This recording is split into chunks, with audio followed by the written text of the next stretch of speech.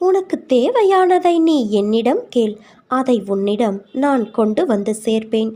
எங்கும் எப்போதும் எவரிடமும் நீ கெஞ்சிக் கொண்டு இருக்காதே.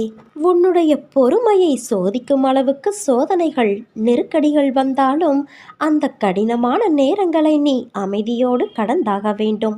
உனக்கு பக்கபலமாக நான் இருக்கிறேன் என்பதை நீ மறவாதே குழந்தையே. துன்பம் என்கின்ற சிப்பிக்குள் தான் முத்து என்கிற இன்பம் பிறக்கும்.